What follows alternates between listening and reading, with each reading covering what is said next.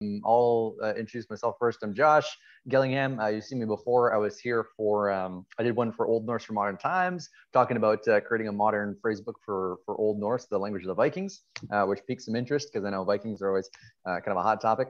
And then I was back talking about the board game, All Thingy, which was successfully funded back in November. So thanks again to everybody who listened into that chat talking about Vikings in Iceland. And if anyone was part of the campaign, thank you for that too. It went off really well. Connected to that project today is a new anthology that Mohammed and I are working on together. So we're going to talk a bit about that, but a little more in terms of my background, not much else to know. I'm a teacher. I've written a book called The Gatewatch. It's a trilogy. I'm still kind of chipping away. So author, sort of amateur historian, and just all around kind of creative type. So yeah, that's me. Mohammed, do you want to share a little bit about yourself? You're much more interesting in terms of background than I am. No, I wouldn't say that. Let's see. So I'm a research scientist. I focus on AI in healthcare, and I also teach part-time at University of Washington, mainly machine learning. Let's see. And as Joshua mentioned, so I'm editing the anthology with him. Other than that, I also run the Islam and Science Fiction project. I've been doing that since my undergrad days. It's mainly a compendium of science fiction coming out from the Islamic world, or even or from other parts of the world, science fiction which is inspired from Islamic cultures or Islamic theology. Yeah, I guess for now, I think that should be sufficient. Awesome. Cool. Zach, we ready to roll? Just go for it. Yes, sir. Thank you. Let's do it. We got the thumbs up from Zach himself. So let's do it up. All right, I'm going to share this up here, and here we go. 3, 2, 1. Ready or not? Can you all see my screen there? Yep. Yes. Perfect. Sounds good. So welcome to All Thingy, the Crescent and the Northern Star. As Mohammed had mentioned, this is an anthology we've been working on together. It's started.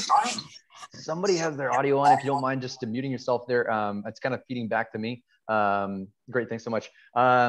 It started with the board game, as I presented last time, kind of looking at Vikings in Iceland, a really interesting period in time.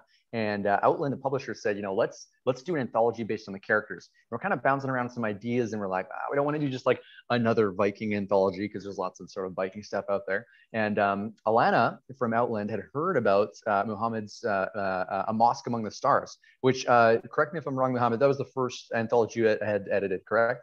Correct. Yeah. So she's like, super cool book. We should see if we can connect with him. And so, yeah, I gave Muhammad a call, and I was like, hey, my name is Josh. We're editing this anthology. Would you like to be a co-editor? And would you like to explore a little bit of the connections between Vikings and Muslims? And Muhammad, I think you had just read something right when around the time we chatted, like something, I just remember that conversation sparked, and you're like, oh yeah, I was talking about this or reading about this. And we started going back and forth and realized there were so many more connections than even I had started to sort of think about. And so we did a little bit of background research, and we kind of dug into some of the history, just kind of make sure we had a viable topic. And we're finding connections all over the place.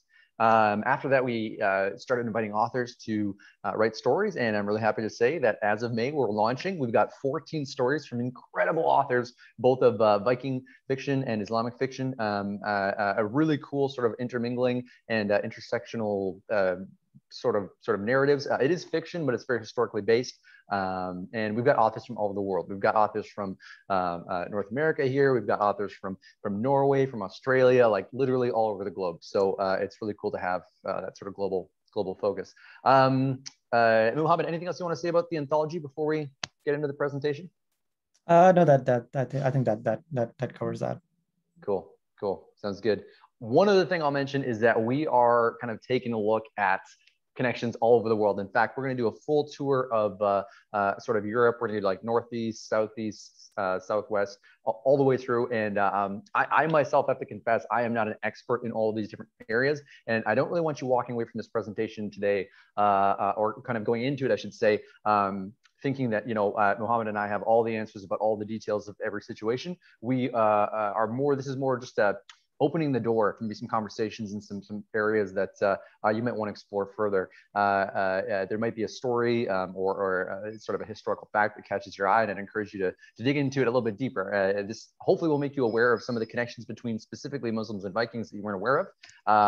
And yeah, even if we don't get to go super deep into too many of them, yeah, hopefully that will spark an interest. Anything else you want to say on that, Muhammad?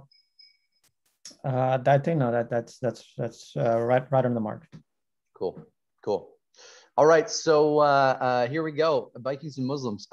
What's the connection? And you in the history group are a little more well-versed with historical texts. You might know some of the connections already, but many people are unaware of the fact that there is, among the many important connections between Vikings and Muslims, there's one in particular that I think stands above the rest. And that is the Journal of Ibn Fadlan, who was an emissary from the Caliphate in Baghdad, and he took a trip north in about the year 920 AD to go meet with the king of the Volga Bulgars. And these were people living along the river.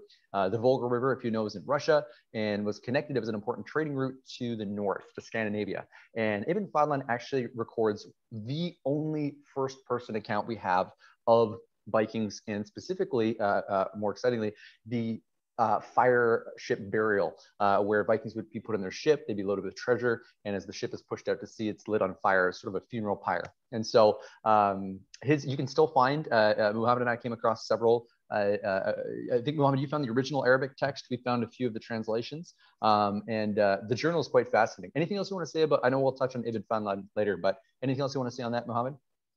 Yeah. So the original is still available. There's actually a copy which was published in Cairo in 1908 in Arabic that you can go and download. I was actually doing a little bit of more research recently, and I discovered that another translation came out just last year. Oh, cool. Yeah, and then over the years, a number of translations have been done. And as Joshua mentioned, so this is also Ibn Fadlan's written account is also the oldest written account that we have of Vikings in any language, not just Arabic. Right. Which is really cool, right? Like if you had to guess, sort of like you know, you would think maybe the Romans or like the Germanic tribes or the Anglo-Saxon, but all that kind of thing, right? The original English. But yeah, it's actually in Arabic. And we'll talk a little bit about the reasons why that was the case. But last thing before we dive in, I just want you to actually, no, we'll wait for the map. Let's give this quote a quick read. Before we do that, quick survey. How many Arabic speakers do we have here? Do we have a few more Arabic speakers? No, only 2 words. Only 2 words. What 2 words? They're not swear words, are they? No, alhamdulillah, or yeah, tafadali, that kind of stuff. Cool, yeah. cool. Yeah, nice. Shukran.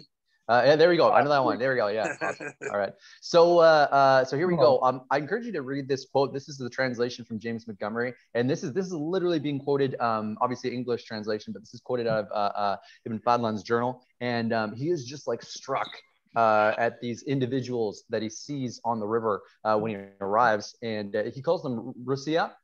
We talked a little bit about that in my last presentation. The Rus were basically sort of the eastern branch of the Vikings. Many of them had come originally from Norway or Sweden or Denmark and had raided into Russia. Some of their customs ended up getting picked up, and most Viking historians would consider the Rus sort of like a branch of the Viking tribes. So he's observing the Rus here, and he's got some comments, or he's struck by their physical physiques. He describes a little bit about what they're wearing. And one thing that I love, we don't get into this too much in the anthology because the focus is a little bit more on the characters, but Ibn Fadlan is both fascinated and like disgusted at the same time by these Vikings, because Islam, of course, many of the traditions are focused on hygiene and keeping yourself clean. And a lot of the things the Vikings did, especially that Ibn Fadlan recorded, he found rather disgusting. For example, they had a tradition of washing in the morning in a bowl, and they would all spit into the bowl and wash their faces and their ears and stuff, and then they would share that same water. And Ibn Fadlan just thought, oh, this is so gross, this is so disgusting. So it's just a really fascinating, I think I myself have that sometimes in terms of observing and interacting with other cultures, new cultures. At times you're fascinated, like, wow, this music, wow, this food, wow, these traditions. And other times you're sort of like frustrated or taken aback, how could anybody do things this way, or this seems so strange or backwards? Why would somebody do that? So I just appreciate his honesty. The fact it was his own personal journal is very cool, and I would encourage you to read the full thing. It doesn't take too long to read. It's not like, pages and pages and pages. This excerpt is maybe half a dozen pages to read, but it's a really interesting thing if you're into the history of it. So I'm going to hop onto the map here soon, but Mohammed, anything else you wanted to say about Ibn Fadlan? Any thoughts you had on his journal or his sort of perspective of the Vikings? I guess in addition to what you said, I'll just reiterate that. So he was an official ambassador of the Caliph based in Baghdad. And so the mission was to Volga Bulgars. So outside of the Middle East, it's actually one of the earliest large ethnic groups which converted to Islam, and to this day, their descendants are one of the larger Muslim populations in Eastern Europe. Very cool. Very cool. Nice. All right. So let's dive in. We're going to give you sort of an overview here. This is Europe in about the year 900 AD, and our anthology is set in the year kind of a 920 to 930, that decade. And a lot of the stories lead up to the Althing, which happens in Iceland, and a lot of the events that are happening on mainland Europe here are actually influencing the fact that the Althing happens later. So it's kind of cool. It's almost like the prequel to the game, if you're familiar with what's happening there. And there's just so much going on. So we're going to take a tour. We're going to go through, we'll start kind of in the northwest here. We'll go southwest, we'll go southeast, we'll go northeast, and then we'll go into Persia a little bit further and just talk about a few of the connections between the Vikings and the Muslim communities at the time. One thing I pointed out to the contributors, and that Mohammed and I both sort of like realized as we looked at this, is that at least in American textbooks, there's not a lot of focus on this relationship, which is a bit strange given the fact that it's rather obvious. The Viking age runs from about 800 AD to about 1100. Islam was sort of experiencing a golden age at that time. And of course, both cultures were curious. They were far traveled. They definitely would have come into contact. And just putting it out there, why do you think we don't hear about this connection? What do you think that kind of the stopping block is, or what do we get distracted by in terms of Western history textbooks? Think about Europe in sort of like the 800 to 1100 AD. What's happening in Europe, mainland Europe, Christendom? Well, in Spain, right, we have a conquest of Berbers. Yep. That's one thing. Also, you have Seljuks coming from the Anatolia side. So there's a lot of, I guess, we still haven't really had a formed Western world. Carolingians are coming together, but really not really formed. Byzantium is kind of falling apart. Yeah.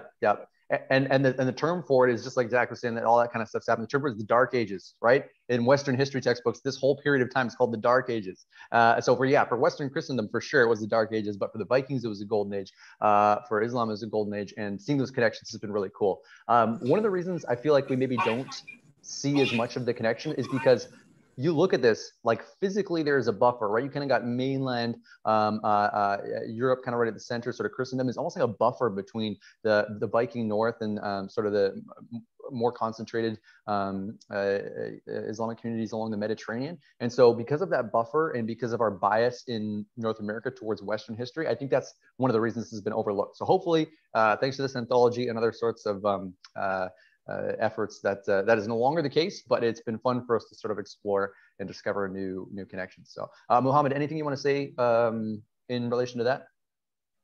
Yes, to that I'll add that I think there's also a particular narrative which is usually taught in terms of Western history. So I think this cross cultural connection, not just with the Islamic world, but I would even argue that other parts of the world, it just doesn't fit into that particular narrative.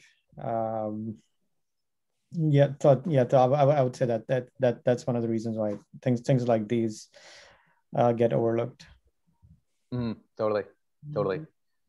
Yeah, I mean, just to add to that, that's the reason why we call the Eastern Roman Empire the Byzantine Empire, which even to this day, just to me, that just doesn't make any sense. Right. Yeah. it's so much easier sometimes just to see a single narrative, right? Rather than having to sort of deal with conflicting, different sort of interweaving narratives. So I think maybe we get lazy sometimes and just kind of want to see one line through history, but there's never just one line through history, right? Yeah.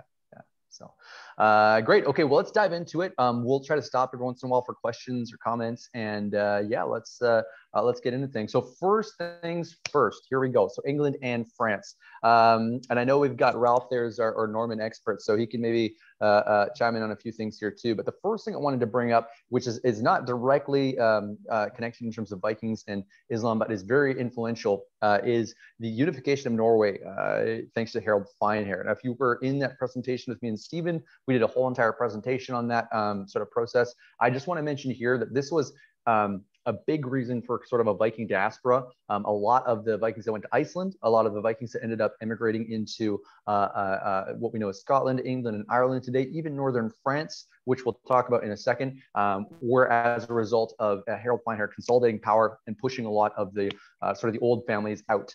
And one of the most important of those was Rollo the Pirate, who we're pretty sure is a historical figure.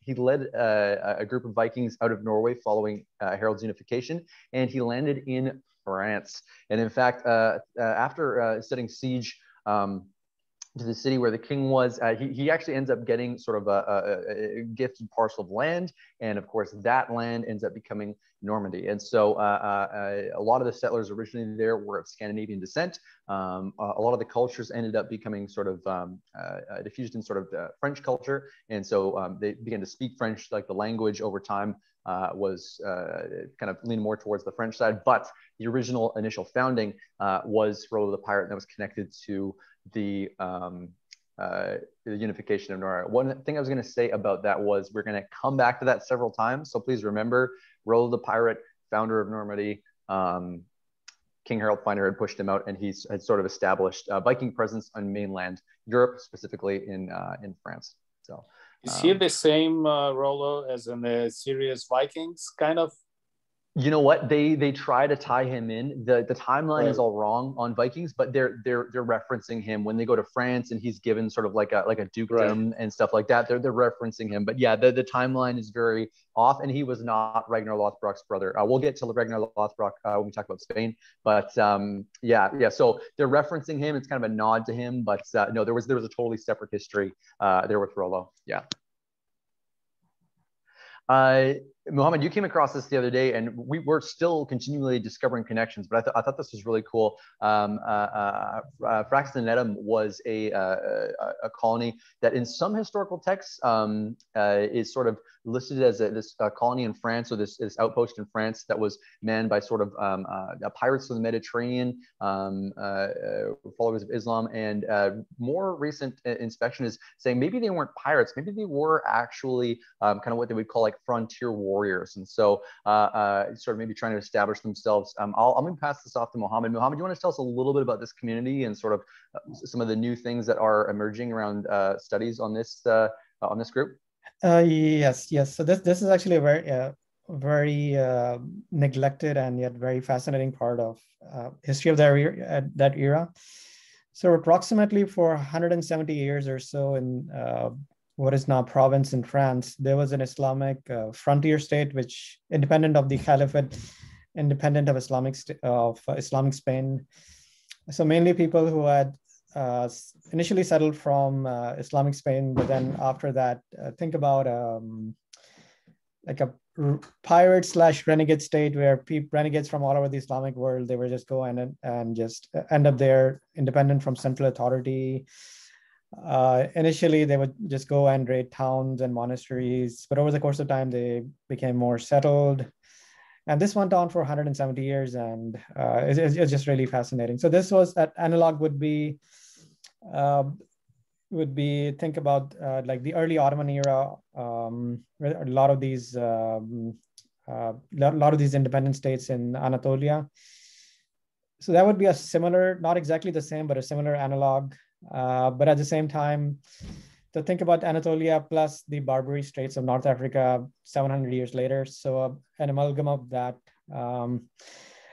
And what finally, so after 170 years, what how they what really undid them was that they became too powerful. They started raiding into Switzerland, and they came into conflict with the German king. I believe it was Otto the First, and they raided a very big monastery, and then after that, the Germans decided that they had to be put down. But it's like it's just one of those things where if you actually don't know where to look for, you would never guess that. And on the Italian border, there was an Islamic State that existed for such a long time.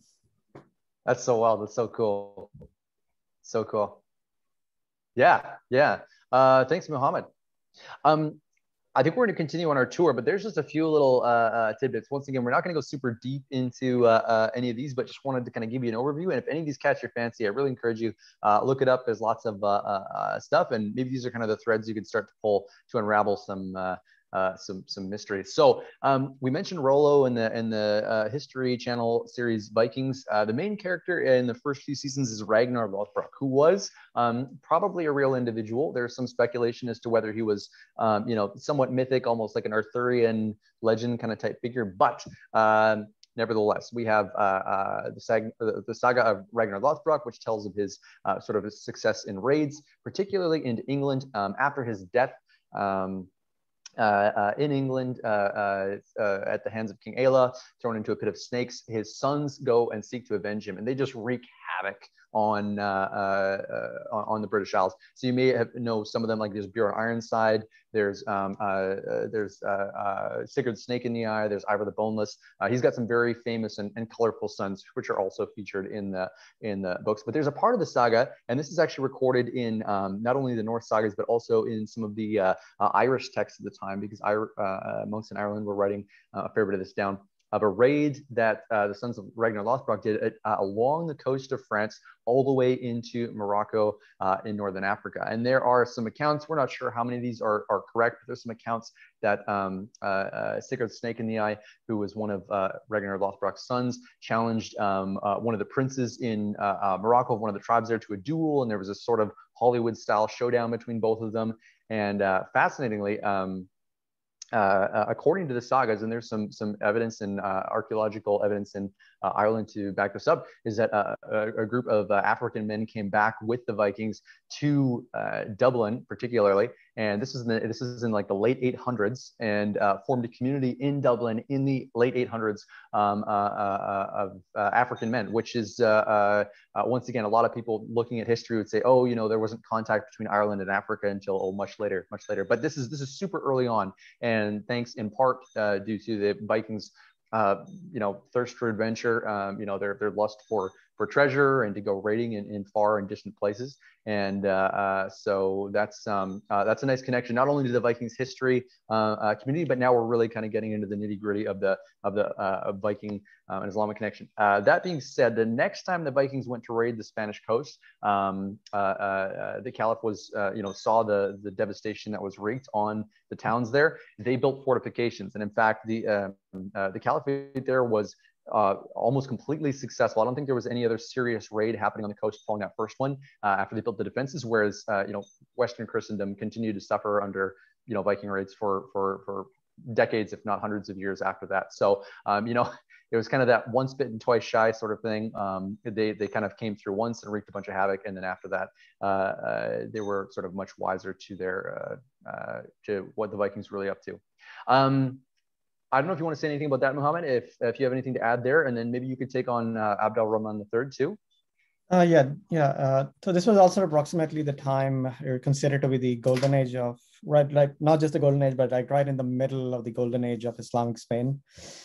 So Abd al-Rahman III, he instigated a number of reforms, and also created one of the most famous structures of Islamic Spain, which is not, it was a mosque, but now it's like a cathedral, La Mezquita. And also another thing that he's famous was that in his capital, they actually had nighttime street lighting, early 10th century. And then also reports of that his private library had more than 50,000 volumes, even if you think that that's exaggerated. But there are also reports of literally hundreds of private families in his capital where people had their own libraries. And coinciding with the golden age of Islamic Spain was also the golden age of Jewish philosophy. So one of the seminal figures of that particular movement was Saadia Gaon, whose main contribution was the integration of Greek and Jewish philosophy. And what is fascinating is that he actually wrote primarily in Arabic. Yeah. Very cool. Very cool. I was doing a little bit more reading on this too, and there's so many cool connections. But apparently, there was so much sort of conviviality between, especially the Christian and the Jewish communities, that Christian scholars from all over Europe would come and study in Al Angelus, and that was a very popular sort of destination for them to go and to learn about philosophy, the different languages as well. Apparently, the main columns in the Great Mosque were actually made by Jewish stonemasons. That's how kind of close and cordial these relationships Joshua, were. may I ask where was this library located? Cordoba. In Cordoba. I think. Yeah. Another interesting fact that we came on early on in our research is that Al-Rahman III actually had his forefathers had, many of them had sort of intermarried or taken concubines from kind of more Central and Northern Europe, and he actually had blonde hair and blue eyes, which he dyed. He dyed his hair black to kind of match his Arab contemporaries, and he was actually mocked by some of his Eastern compatriots for having blue eyes, because it was kind of seen as not very Arabic. And so once again, fascinating, right? Golden age of Islamic Spain, and then you've got this guy who's like not sort of what we'd imagine as sort of a powerful caliph at the time.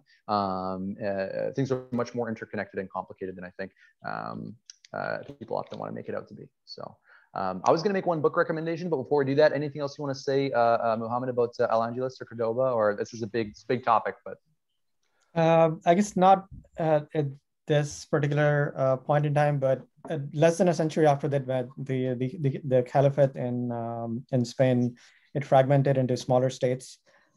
And another lesser known thing is that there was actually a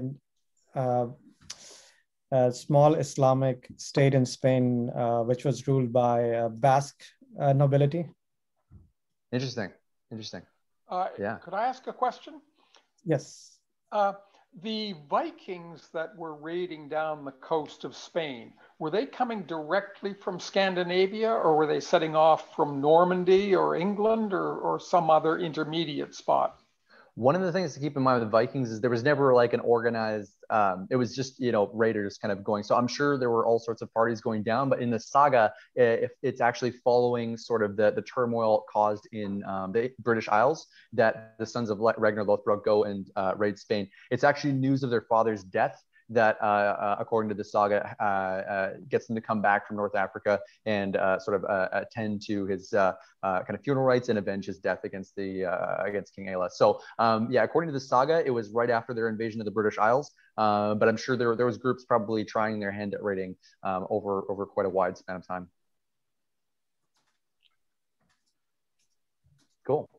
One book recommendation I have from this era, if you are into kind of historical fiction, is The Long Ships, originally titled Red Orm, originally written in Swedish by Frans G. Bengtsson. Can't speak today.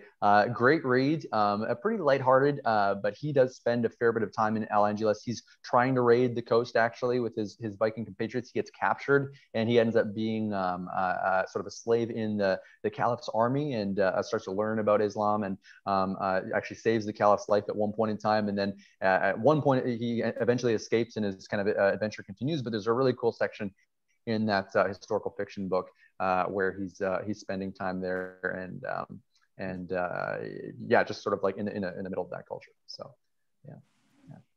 All right, let's keep going on our tour. We're gonna go east now over to the Mediterranean, and the thing I'll open with here is, and this is maybe more commonly known than some of the other things that we're talking about, is that the Byzantine emperor for a long time employed basically Norse mercenaries to be his personal bodyguard. This is called the Varangian Guard, and these were elite warriors from the north just genetically, people from Scandinavia, for whatever reason, ended up typically being quite a bit taller in stature and larger than people from many other parts of the world. So there were kind of these intimidating barbarian bodyguards that were coming from the north. Many famous Vikings, attested to in the sagas, spend a bit of time as Varangian guards. It was a great way to make lots of money. It was a great way to kind of make a name for yourself, and especially when compared to sort of the pretty bleak lifestyle of living in Scandinavia at the time, not only because of famine and of weather, but because of kind of political events,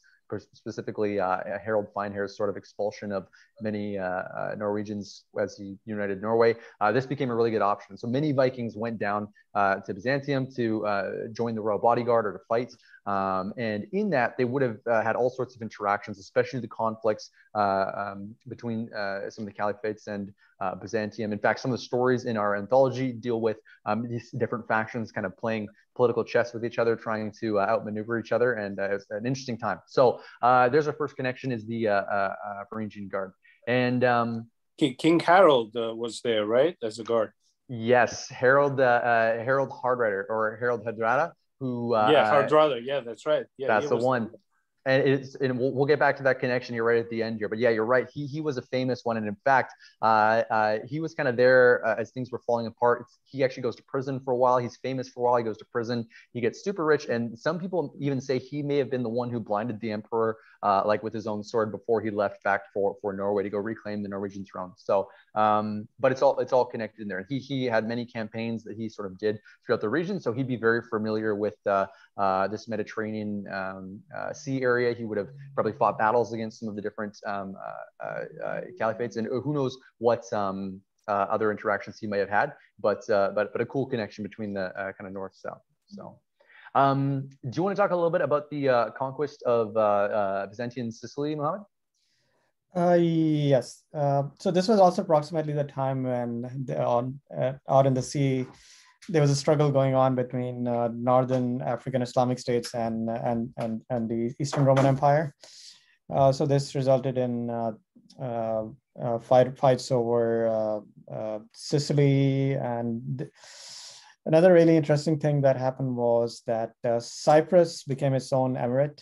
So it was, for all practical purposes, independent of the central caliphate. And just like Fraction Atom, it was a place where people from all over the Islamic world, so renegades, they would just go and just do their own thing.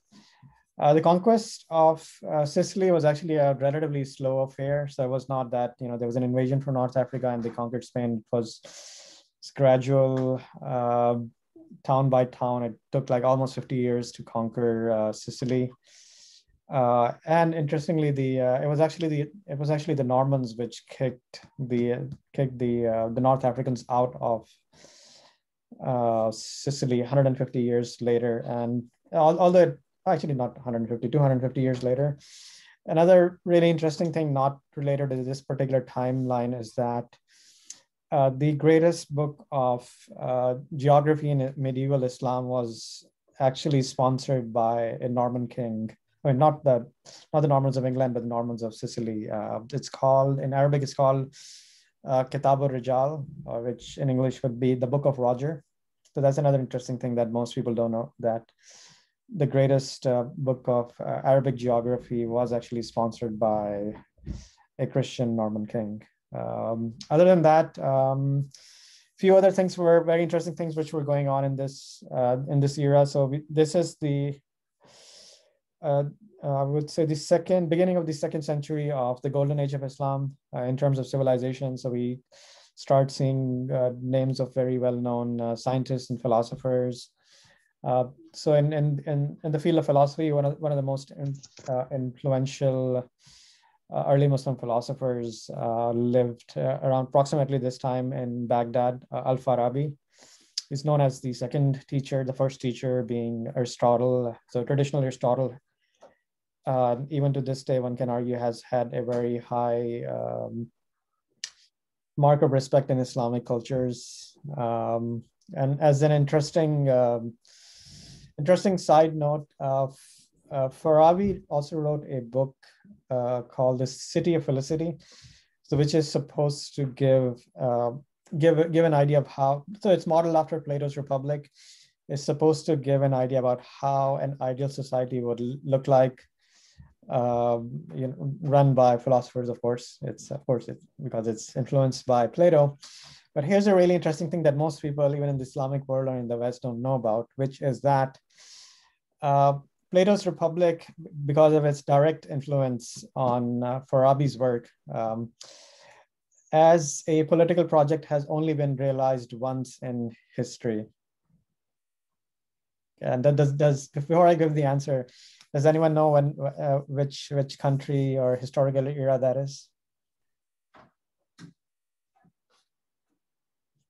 If you already don't know, the answer is really wild.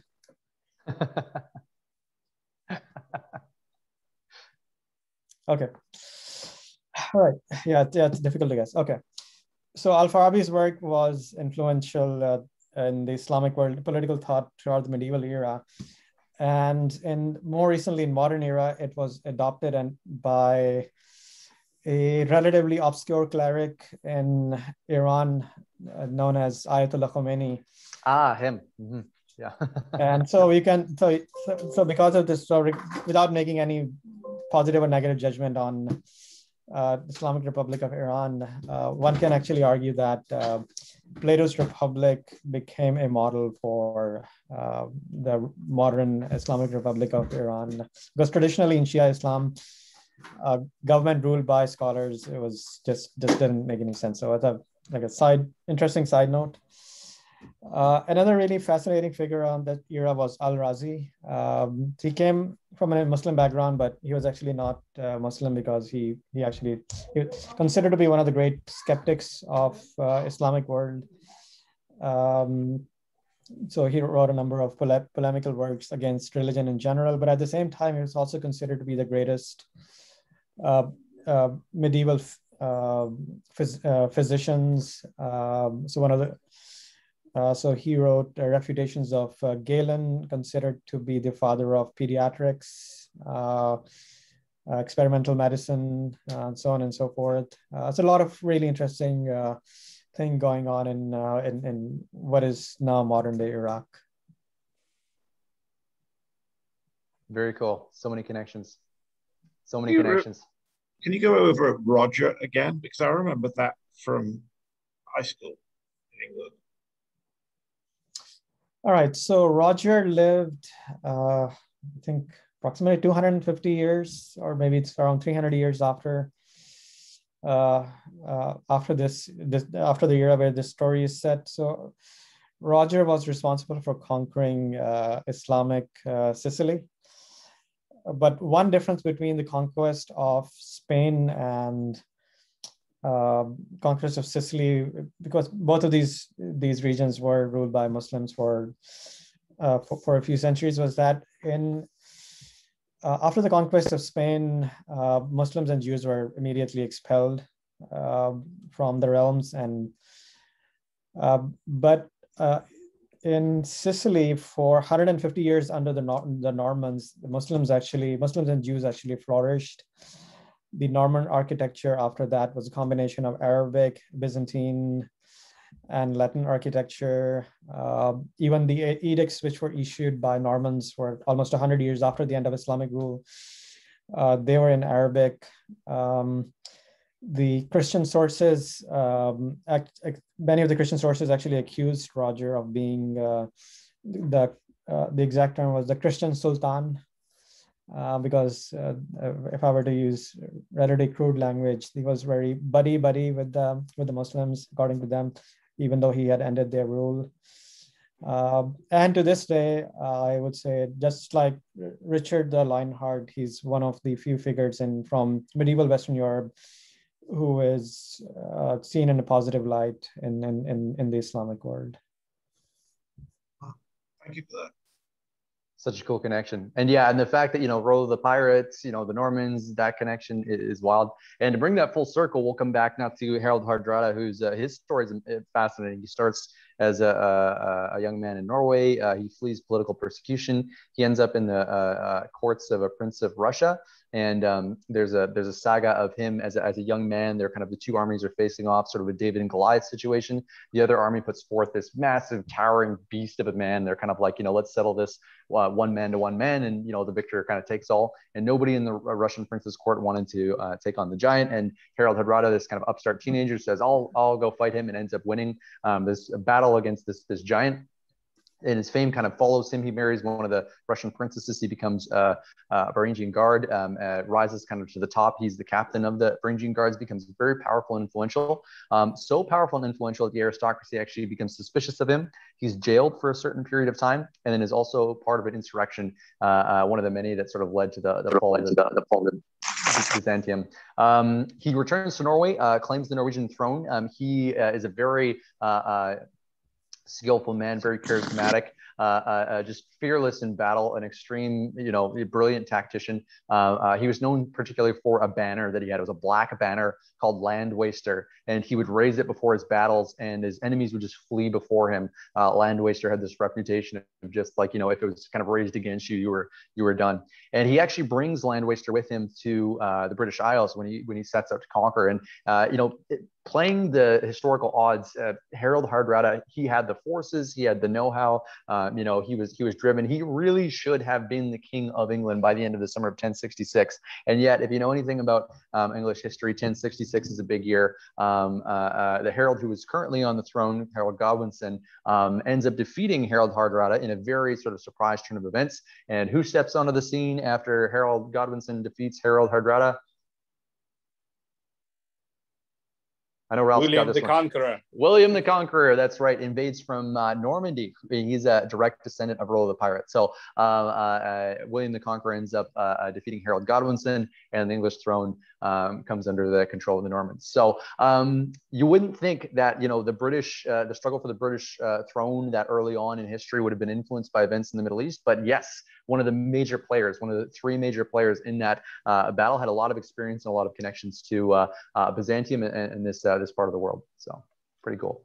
Yeah, but at that time in England also, there was a very organized church, wasn't there? There was. Edward the Confessor at Yes. that time. And that they were more than priests, shall we say.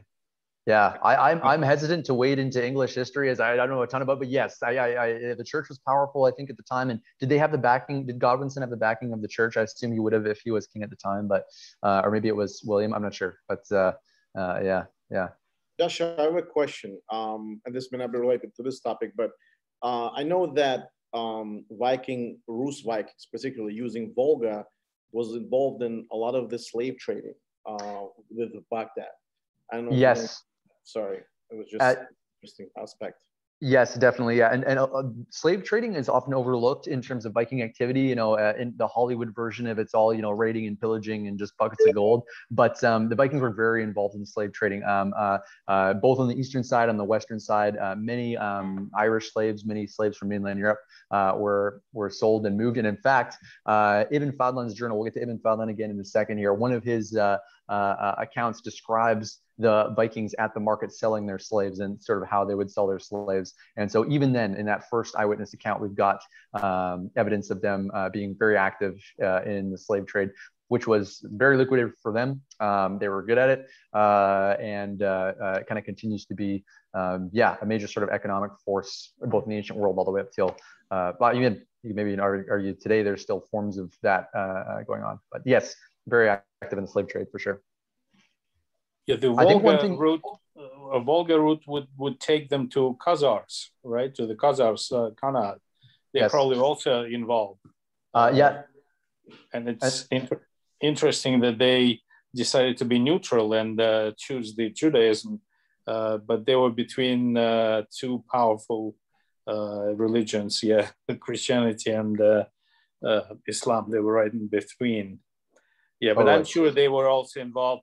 And by the way, in Russia, the Volga River and Dnieper River, they come pretty close at some point. Currently, they built a canal there in Soviet Union during the Soviet times. So correct. Not Dnieper, but Don. Don, yeah. Yeah, that's right, Don. Yeah, I'm sorry. Yeah, and they built, and so I could see how they could, get, and they usually pull the ships from one river to another. Yeah, on sometimes on the wheels. They did. Yeah, interesting. Yeah. No, that's all those connections. In fact, one of the stories in the anthology is written by a good friend of ours named Nicholas Kotar, and he's a Russian translator. He's an author. He also does some work. He's like a folklorist, and so he sort of translates and shares Russian folklore. And his story for the anthology is set in that exact region, and the Khazars are very involved in his part of the story. So a cool glimpse of that. I am more familiar with things in the north and the west, and so that was a cool glimpse for me a little bit further to the east. Yeah. Mohammed, anything else you want to say, or should we pop on to the next slide here? Let's move on. Cool. Some great questions. Thanks again for that, for everybody who asked those. All right, let's get into Eastern Europe and Russia. So we had mentioned already Ibn Fadlan and the Rus.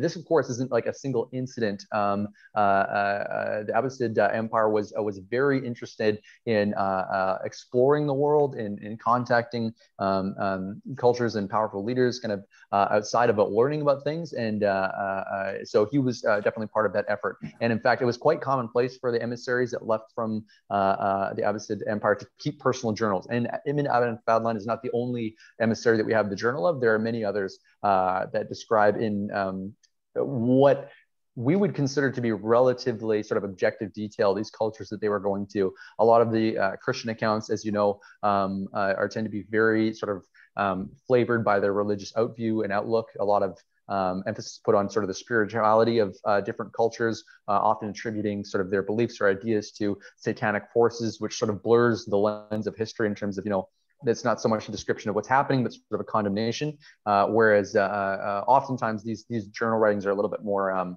just sort of personal and reflective, and just this is what I see, and I'm writing it down. So can I ask the Fadlan is the one who converted Bulgars, right?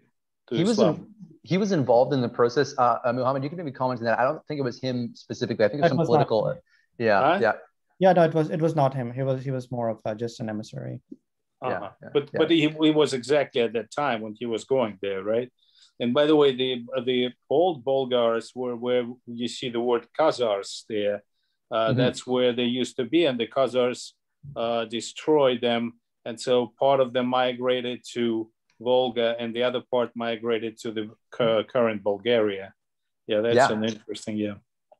So, but they're completely separate. They never reconnected. I mean, that's and the Volga Bulgars, by the way, they don't exist anymore. I mean, there is no minority like that in Soviet Union. I think they were completely destroyed by the Mongols, right? The capital of the Bulgars were Itil. Itil, still the city in Russia.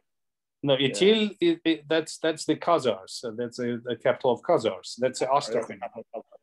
The Bulgars, I forget the name, but destroyed by the Genghis Khan, right? By loose, later on by the Batu advances. They were completely destroyed, and then, by the way, their language is extinct, considered to be extinct. Interesting. That said, there are still people in the Volga region who claim descent. They may claim descent, but there is no such minority anymore. Right, they like a Turkic. They think the Khazars was Turkic. Yeah, there are many. They were probably absorbed by Chuvash and the Tatars, but I don't think they have a minority right now in Russia. A minority. Maybe some people claim descent, but it's all kind of hearsay. Yeah. I'm sure there's some people are descendant. I mean, who knows what genetic studies will bring up. I know my family recently, my mom got a genetic test done, and she found that unbeknownst to her that almost a quarter of her background comes from the border between Finland and Russia, and now this is this whole thing of like, okay, well, where did that part of the family come from? And so we'll see what comes of that. Super cool. Let's keep going on to the House of Wisdom. This is really awesome. I had known about the House of Wisdom before, but got to dig into a little bit more. House of Wisdom was in Baghdad. Maybe Mohammed, I'll pass this off to you. You probably have a little bit more background and knowledge about this. But yeah, the House of Wisdom ends up being really influential. And Ibn Fadlan obviously would have been aware of this and maybe even a contributor to some of its books. But yeah, Mohammed, why don't you take it away?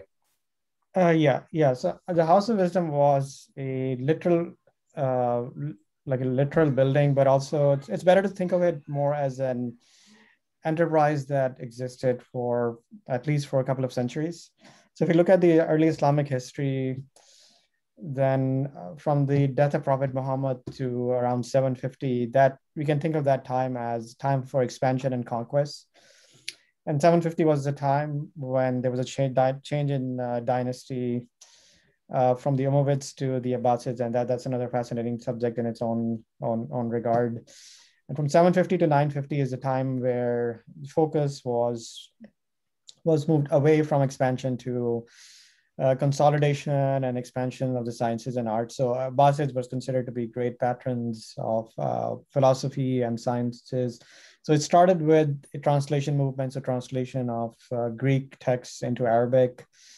Initially, the people who were involved in this were mainly Christians who spoke multiple languages. Over the course of time, more and more Muslims also started getting involved, and it was not just from Greek. They also imported texts from India, and also from Persia, which had also been conquered by them. But the Greek component was I would say the most influential one.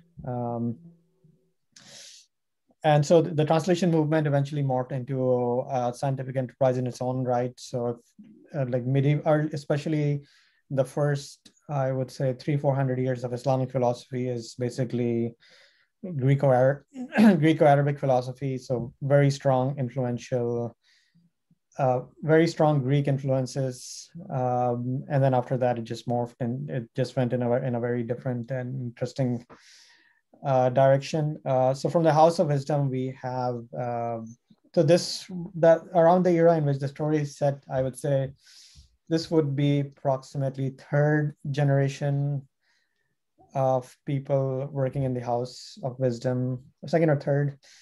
It was especially like 40, 50 years after that, that's when we start seeing some really big names. So people like Al-Khwarizmi, actually Khwarizmi was before that. But mainly seminal contributions in physics. Ibn al-Haytham, who's considered to be also known as the father of optics. So he was also associated with the House of Wisdom. And so this went on for some time, and then the Abbasid power declined. And as with many other things in life, it all came crashing down with the Mongol invasion in 1258. Yeah, this might. Sorry. Oh, I was going to say, just go for it. Thank you. Sorry to interrupt. Do you think the introduction to paper that the Abbasids got from the Chinese had a huge role in the translations of all the works that left behind by the Greeks and so forth, in respect to the House of Wisdom? Yes, definitely. So to add a little more context, so the Abbasids took power in 750, and just 5 years after that, there was a famous battle between the Arab Muslims and the Chinese Tang dynasty, known as the Battle of Talas River. And according to traditional accounts, there's some extrapolation involved. It's where Chinese prisoners who were caught in that battle, so they actually taught paper making to the Muslims. And then, let's see, like 30, 40 years after that was when first paper making factories started appearing in Baghdad. So at the very minimum, so if it did not help in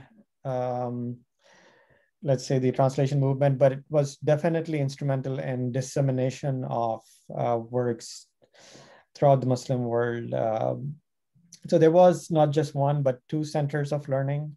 So of course, one was Baghdad, but the other one was Islamic Spain, and they actually competed with one another in their own, in their scientific, or I guess philosophical enterprise, however you want to frame it. Could I just add, put a little addendum on that?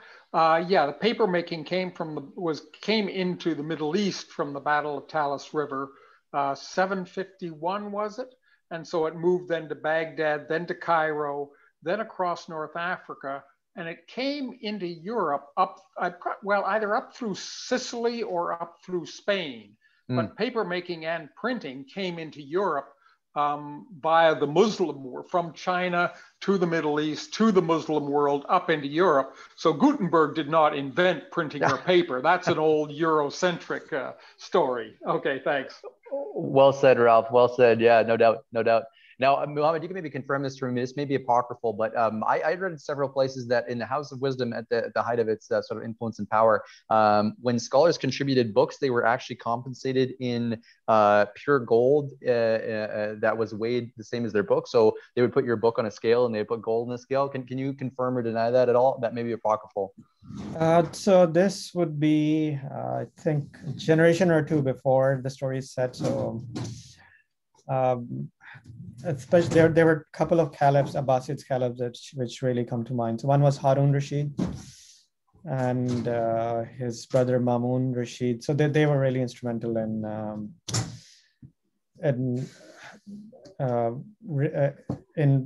like spending just vast amount of money in this translation movement. And as an interesting side note, one of them was also responsible for the only official Inquisition in Islamic history.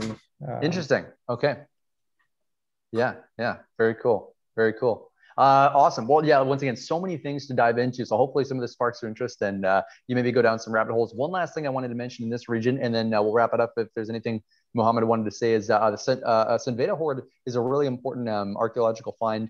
It's actually just outside of Stockholm, just kind of northwest of Stockholm. It's a Viking Age burial site that contains 470 coins. All but one of those were from the Eastern trade routes, many of them from the Abbasid Empire, and even a little bit further beyond.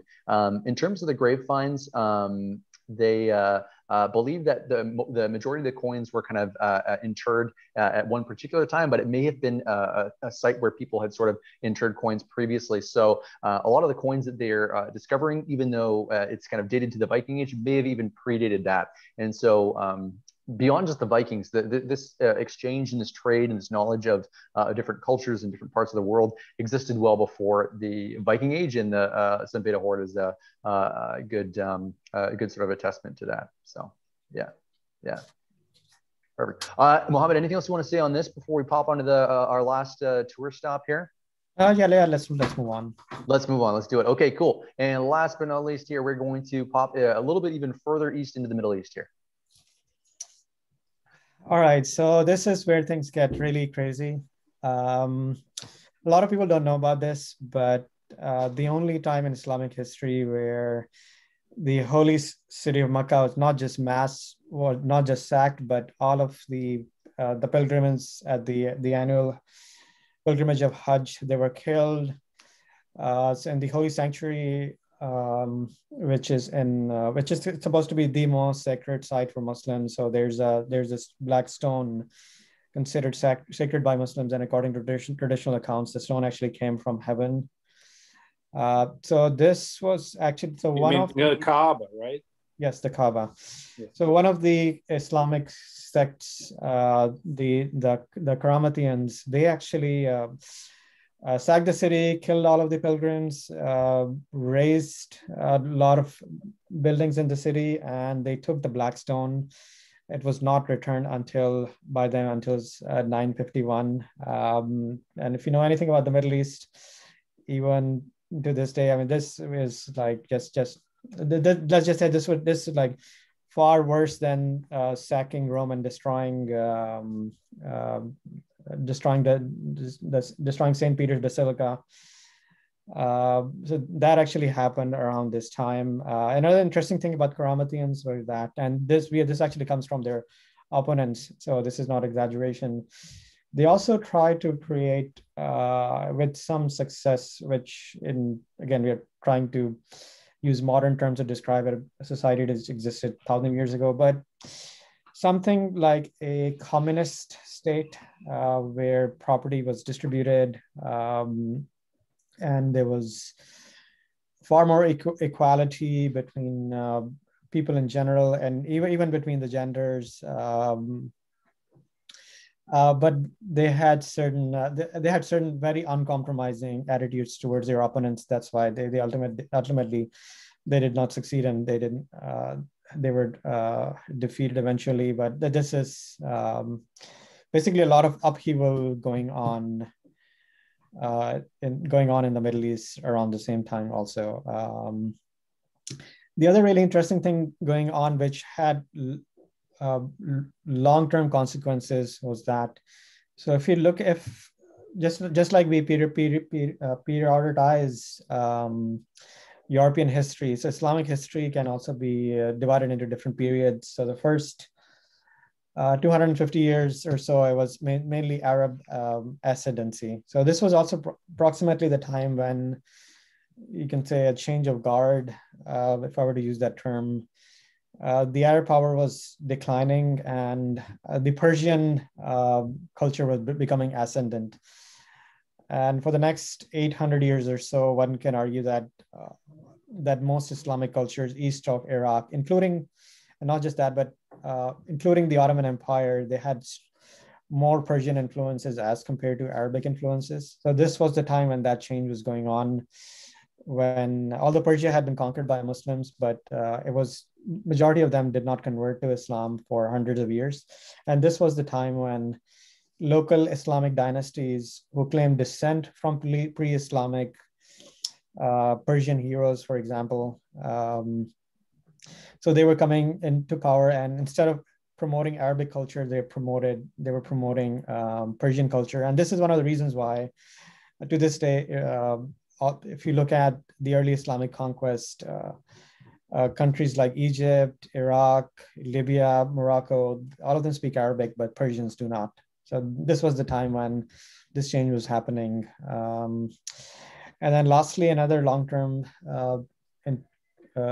thing of consequence was that in the year 909, the Fatimid state was founded in North Africa, and within the span of 100 years after that, they would control all of North Africa, including large parts of the Arabian Peninsula. And unlike all the other major Muslim dynasties, this was a unique thing about them, was that they were primarily Shiite in origin, and it was the Fatimids who was mainly in the second half of the 10th century. They mainly contested power with the Byzantines, and also in Sicily. So basically, even in the Middle East, a sea of change going on, whose repercussions that we are seeing even right now. So this is, if I were to make an analogy, it's like, think of William the Conqueror's, how that influenced English culture and what's going on in Persia at this time. Great connection. Great connection.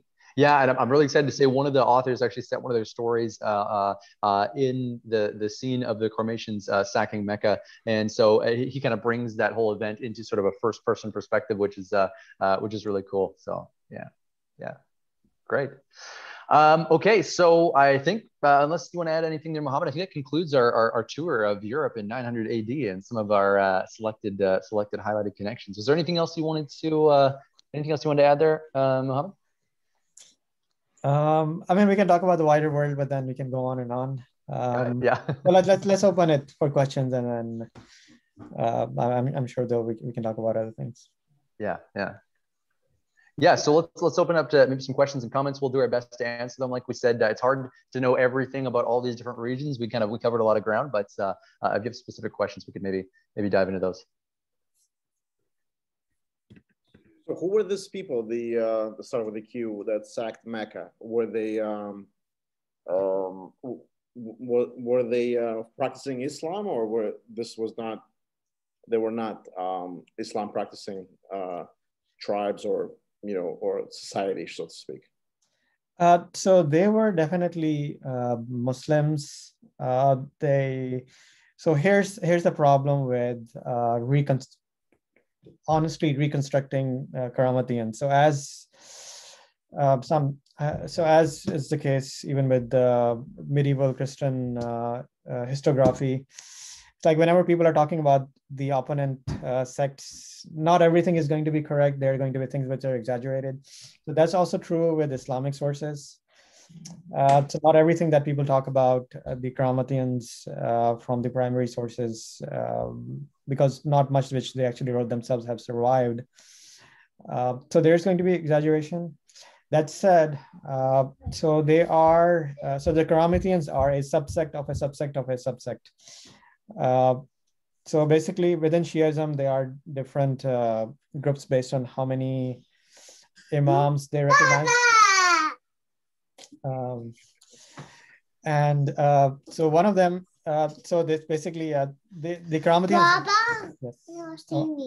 Oh, okay. Yes. Okay. Historian in training. That's right. The answer to this. Yeah. What's your name? Baba. No, what's your name? Oh my God, such a beautiful name. Wow. Yeah, so they basically recognize. Yes, you have a beautiful name. Yes, so they recognized the 7 imams of the Ismailis, but the sources that we have, they claim that they were also influenced by Zoroastrianism and Millenarianism. So some sources say that they believe that the world is going to end, for example. So that's why they took extreme acts. And anybody who does not believe in them, well, you're basically an apostate. So if you're an apostate, then you can kill them. But were they from Persia? Where were they from? This group of people. So they were influenced by Persians. So their base of power was actually Bahrain. Like Assassins, right? The Hashashins were also the Shumaili descendants, right? Or one of the sects. Yes. Yeah, but the Persians were not predominantly Shiites at the time. Correct. And the interesting is the Egyptians were more Shiites than at the time. Right. The Egyptians were more on the Fatimids. But let me suggest one theory why I think the Persians influenced later on, and why they did not adopt as much of the Arabic culture and the Arabic language. I often compare it to Egypt, that prior to conquest, Arab conquest of Egypt, Egyptian culture was already non-existent, because it's been conquered by so many countries for 1,000 of years. I think the first conquest was by Assyrians, like in sometimes 7th or 8th century BCE.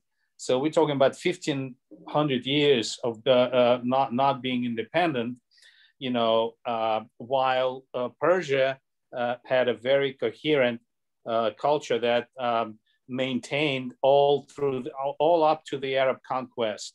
They actually, they were conquered by Alexander the Great, but only for a very short period of time, and part of the territory maybe still lingered there with what's his name, Seleucid Empire, like maybe for 100 years, and that's it. But then the Parthians, Sassanids, they exist. So they had very, very coherent, strong culture. It was hard. That's why they weren't influenced as much by Arab language and Arab culture. That's my understanding of it. I'm not an authority. Also, Greg, if you remember when Seljuks came there, also, part of the higher society spoke Persian. It was very developed, and Yeah. And if we're talking about probably I'd say the most famous poet of those days in 10th century is Ferdowsi, who wrote this Shahnameh, influenced the whole world. Islam world. So I think that's why they had. But I also know that in 10th century there was a push against the Persian influence, and they were started to force.